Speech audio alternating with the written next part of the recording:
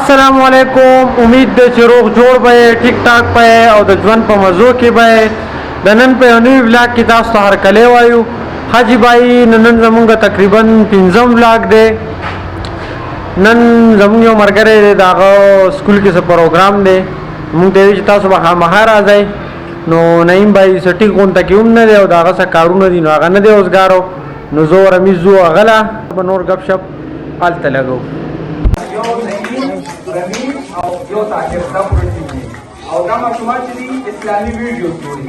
هغه د اسلام نه ډکي او ماشومانو څخه څه ویلي چې بجای د نورو ویندونو موږ چې دا چې پاسه او کېنه او دا بیسي وزوتو کم از کم د دې ویډیوز او ډاونلوډ کې د سبا د زده کې کم از کم او په پښتو کې د ریکارډ دي جوړ کړي دي د ویډیو کې. رمیز چې دی د ویډیوز هغه هغه غاړه شو طاهر ستا خیر نه رمیز کومار هغه د غاړه ډېر زیاته مننه کوو چې الهام تاسو کوم ځای کې یو الهام نه کوو چې زموږ سره پروګرام کې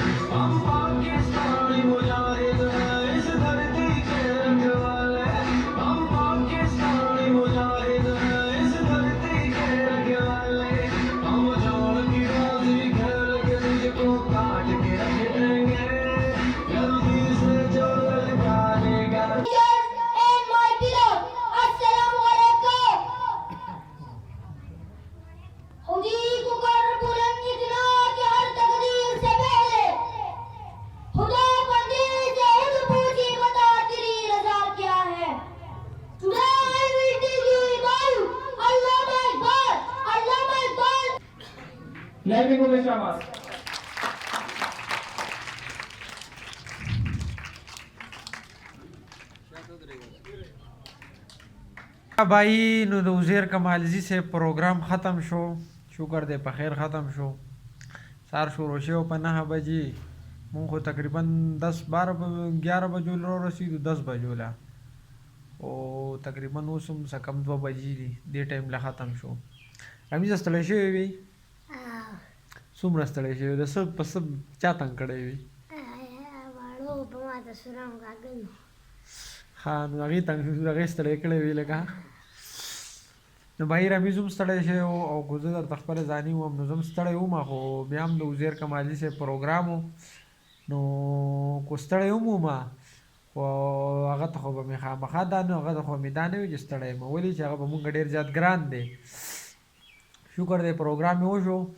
اوس دلته د هغې ځای ته رالو، د وزیر ملګری دی عتیق نوم یې دی، د هغې ځای ته رالو نو دلته لږ ساریږو بیا به ځو خپل کور ته.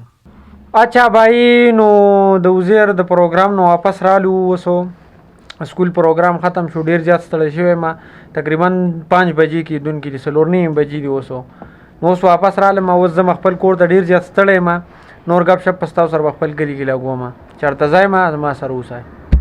بھائی مازدیګر کور ته راورسېدم، خو لا تر اوسه پورې تقریبا 10 بجې دي، ماوستن 11، خو لا تر اوسه پورې مې بیا څه شاټ وغیره وانغستو. په دې وجه چې رالم نو مونځ مې وکړو، مونځ چې مې څنګه وکړو نو څه میلمانه و هغوی سره وم. بیا راته بلکل ټایم میلاو نه شو چې د بلاک شاټس مې اغوستی وې. نو अहिले تقریبا دا 11 بجې دي، زه اوس لاست شاټ الم ځکه چې ستړی شوی یم. نن تاسو ته ما وختي مې وي چې زه ډېر زیات ستړی یم، نو بیا د بلاک شاټ اغوستلو ته اوسګار نه شوم. انشاءالله سبانۍ بلاک به کوشش کوم چې د دې نه ښه راشي. زمونږ نن بلاک چې و هغه بس دغه و. اوس ما له اجازت راکړئ، د خپل ځان خیال ساتئ، خپل چاپېریال خیال ساتئ. د لوی الله په امان.